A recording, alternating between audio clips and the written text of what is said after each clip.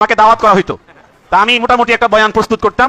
10টায় শুরু করতাম, 11:30 শেষ করতাম, পরে হাদিয়া টাকা নিয়ে বাড়িতে গিয়ে ঘুমাইতাম।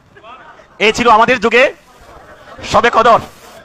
বলেন আলহামদুলিল্লাহ, বলেন নাউজুবিল্লাহ। দাওয়াত করা হতো সুন্নি বক্তাকে, মসজিদে মসজিদে কি করা হতো? দাওয়াত করা হতো।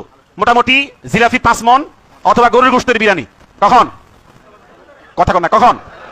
এইভাবে মোটামুটি একটা প্রিপারেশন নিয়ে এই বয়ানটা। একজন গিরগিটি হুজুর নামে পরিচিত, যিনি বারবার রং পাল্টাচ্ছে গিরগিটির মতো। সে প্রথমে ওয়াহাবি ছিল, পরে সুন্নির মধ্যে এসেছিল, আমাদের সাথে থেকে পরে আবার ওয়াহাবির মধ্যে চলে গেছে। যে মোতালেব হোসেন সালিহি নামের তথাকথিত একজন আলেম, তিনি এই লাইলাতুল কদর রজনীকে ব্যঙ্গ করেছেন এবং বলেছেন যে 5 মণ জিলাফি যখন অর্ডার করা হয়, গরু গোস্তের বিরিয়ানি যখন দেওয়া হয়, শবে কদর মানি তো বিরিয়ানি না, শবে কদর মানি জিলাফি না, তবে জিলাফি বিরিয়ানি এগুলা তো উত্তম খাবার।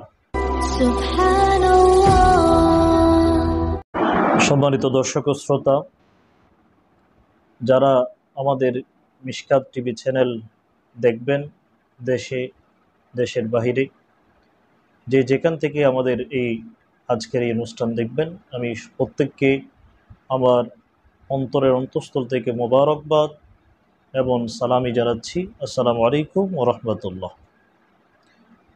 সম্মানিত দর্শক ও শ্রোতা, মাহে রমজানুল মুবারক, যে মাস রহমত মাগফিরাত নাজাতের মাস, যে মাস নুজুলে কোরআনের মাস, এমন একটি বরকতমণ্ডিত মাসে আল্লাহ আজ্জা ওয়া জাল কোরআন নাজিল করেছেন লাইলাতুল কদর রজনীতে।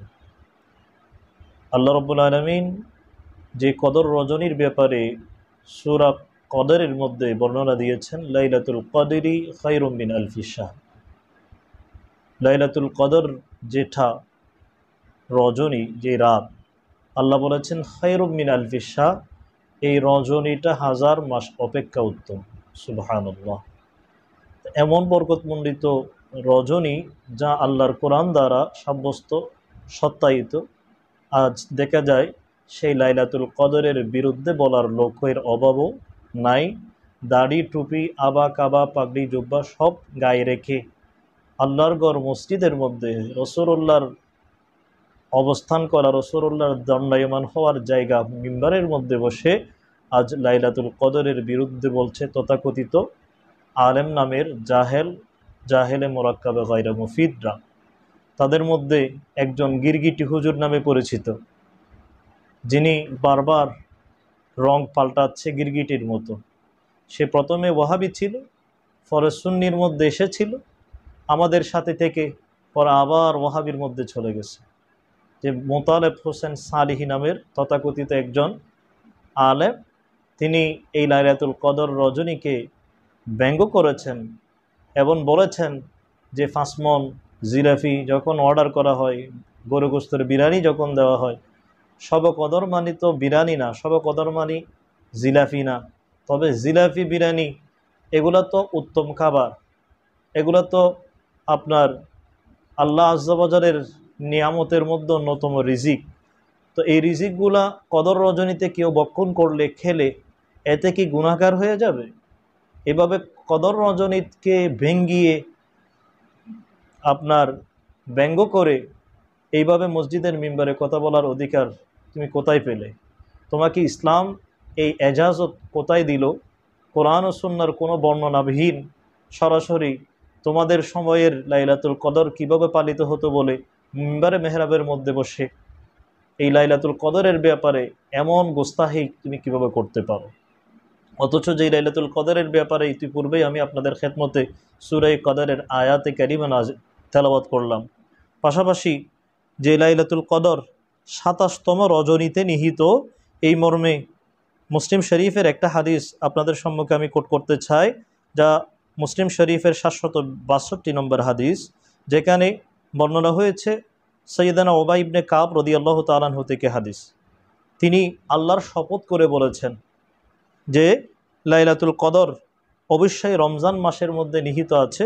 তিনি বলেছেন, এবং দৃঢ়তার সাথে পুনরায় শপথ করে বলেছেন যে আল্লাহর শপথ, আমি অবশ্যই জানি এটা কোন রাত। এটি সেই রাত যে রাতের কিয়াম করার নির্দেশ আল্লাহর রসুল সাল্লাল্লাহু আলাইহি সাল্লাম আমাদের দিয়েছেন। এটি 27তম রাত।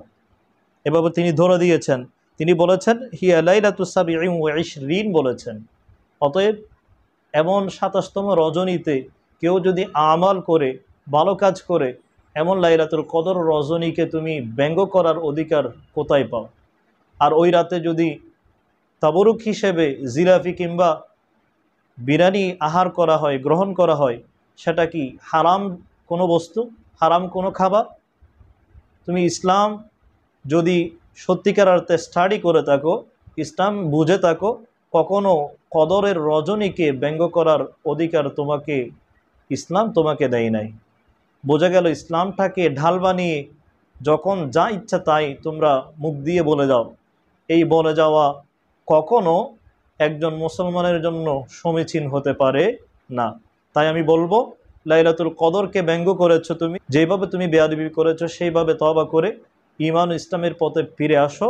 অন্যথায় যে 1000 মাসের চেয়ে উত্তম রজনীর ব্যাপারে তুমি ব্যঙ্গ করেছো, যেই রজনীর এক রাতের ইবাদত 1000 মাস ইবাদত অপেক্ষা উত্তম, খায়র বলেছেন আল্লাহ। যেই রজনীতে 2 রাকাত নফল নামাজ পড়লে 83 বছর 4 মাস নফল নামাজ, 2 রাকাত নফল নামাজের সওয়াব আল্লাহ বান্দার আমল নামায় দান করে, এমন রজনীর ব্যাপারে ব্যঙ্গ করার অধিকার পাও থেকে। তাই আমি তাকে বলবো সে যেন তওবা করে ফিরে আসে। আর যদি তওবা না করে, আল্লাহ যেন তার ঈমান বিধ্বংসী কথাবার্তা থেকে সুন্নি মুসলমান নরনারীর ঈমান আমালকে আল্লাহ হেফাজত করে। আমি আল্লাহর দরবারে সেই ফরিয়াদটুকু রেখে আপনাদের খেদমত থেকে এখানেই বিদায় নিচ্ছি। মা আসসালাম ওয়া আখিরু দাওয়ানা আলহামদুলিল্লাহি রাব্বিল আলামিন।